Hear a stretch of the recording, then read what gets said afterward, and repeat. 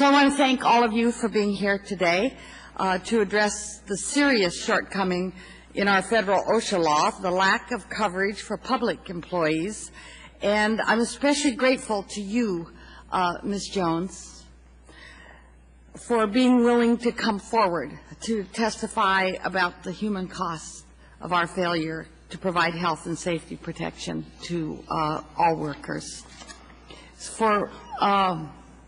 While OSHA covers most private workers and an executive order covers most federal workers, there is no comparable coverage for over 8.5 million state, county, and municipal workers. The tragedy is that Congress gave the states the opportunity to cover their public employees with the promise of matching funds.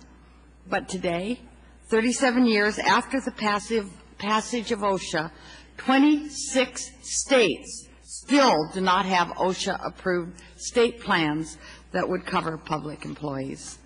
These employees work in a wide variety of areas and may be highway construction workers, they may be wastewater treatment plant workers like Mr. Jones, they may be hospital personnel, correctional officers, and they work in the same hazardous environments that private sector employees work in. Every month, dozens of public employees in this country are killed or injured, thousands are injured, in accidents that could have been prevented had their workplace been covered by OSHA. It is important to remember that when we speak of OSHA coverage, we are talking about more than compliance with specific OSHA standards. In fact, OSHA sets out a number of other provisions that are critical to safe workplaces, and these include the ability of workers to request and participate in inspections by an outside authority and to have an independent investigation of every fatality and significant workplace injury, the enforcement of the law and training on health and safety standards and hazards, a whistleblower provision protecting workers against retaliation or exercising their health and safety rights, and the right of workers to have access to critical information regarding their health, exposure to certain hazards, along with statistics on injury and illness at their work sites.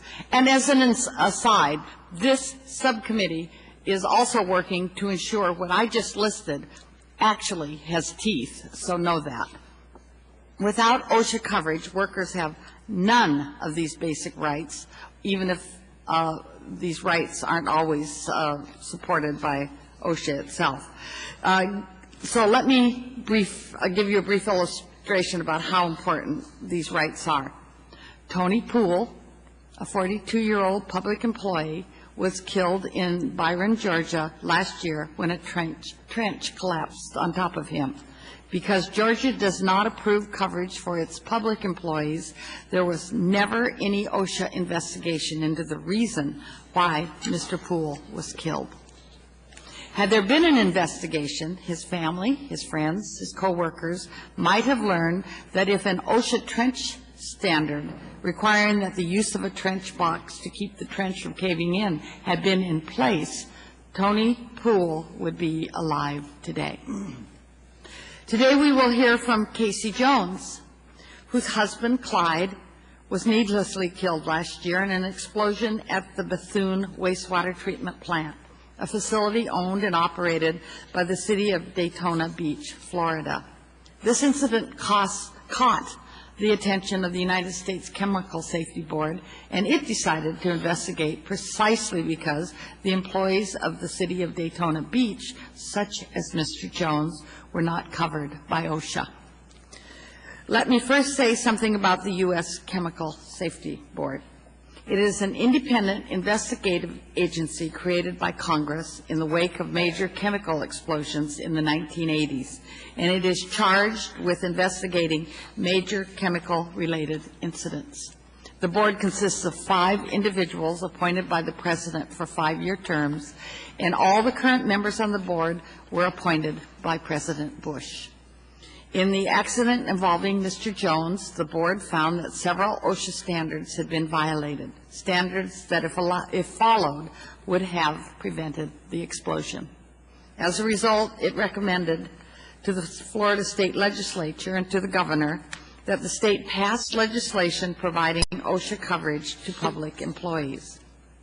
I think it should be noted that this board has submitted testimony for this hearing today, calling for OSHA coverage for all public employees. Now, there are many who object to providing OSHA coverage to state, county, and municipal employees on the grounds that it's too expensive. And I'll be interested to hear the views of Safety Manager John Turnipseed on this very subject. As a purely economic matter, the money saved in workers' compensation and other costs by covering public employees should and would more than pay for these programs. However, it's impossible to quantify the costs to victims or to their families of these senseless and preventable injuries and deaths. But I do know this: the cost is too high, and we in Congress must do whatever we can to fulfill the promise OSHA made 37 years ago to provide all workers, that means all workers, with safe and healthful workplaces.